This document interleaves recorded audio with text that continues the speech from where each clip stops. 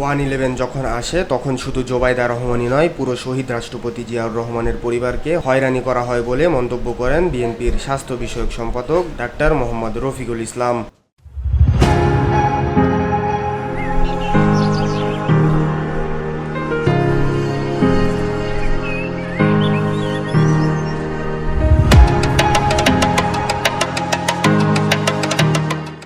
আজ ঢাকা মেডিকেল কলেজের কৃতি শিক্ষার্থী বিএনপির ভারপ্রাপ্ত চেয়ারম্যান তারেক রহমানের সহধর্মিণী জোবাইদা রহমানের জন্মদিন উপলক্ষে ঢাকা মেডিকেল কলেজ প্রাঙ্গণে বৃক্ষরোপণ কর্মসূচিতে এসব বলেন তিনি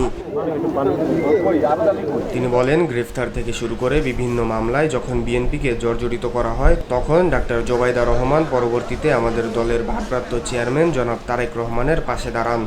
ডাক্তার জোবাইদা রহমানের জন্মদিন উপলক্ষে বৃক্ষরোপণ কর্মসূচি ও দোয়া ও মিলাদ মাহফিলের আয়োজন করা হয়েছে এবং আপনারা জানেন যে তিনি অত্যন্ত ভদ্র এবং মার্জিত এবং তিনি বিশেষ কোনো প্রোগ্রামেও কিন্তু দু একটি প্রোগ্রাম ছাড়া কোনো প্রোগ্রামে কিন্তু অংশগ্রহণ করেননি।